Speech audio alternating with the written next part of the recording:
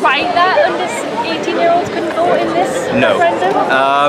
I remember being, well, younger than 16, but definitely 16, and thinking I should have been able to vote.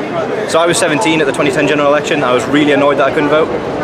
I always felt that I was mature enough and capable of reasoning to it. I mean, I could go and get a job, I could pay taxes, I could join the army, but I couldn't vote. It really annoyed me. It still rankles me today that we kind of don't allow young people to vote. They have just as much say in it, especially over something like this, where, you know, we're talking, the last EU referendum was 40 years ago.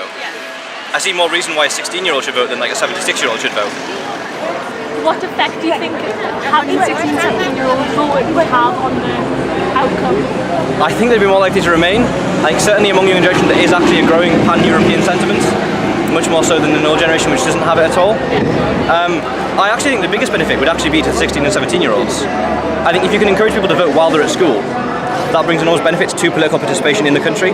17. And so you haven't voted today then? Unfortunately not. Yeah. If you were allowed to vote today, what would you vote? Definitely vote leave. Leave, yeah? I mean, you said that you don't really care, so why would you then vote leave? It's my mother's opinion, and if I didn't, she'd kill me. About 16, 17-year-olds being excluded from the vote. I don't think that's right at all. I think if 16 and 17-year-olds are old enough to be out earning a living and are expected now to, you know, if they choose not to be at school until they're 18, then they have to be doing something, they have to be earning. They can be married, they can and do have children, so I think that anyone in that position is deemed an adult, and therefore, you know, and they're also contributing to the economy, so absolutely, of course, they should be entitled to vote. How do you feel about 17 and 16-year-olds being excluded from the vote?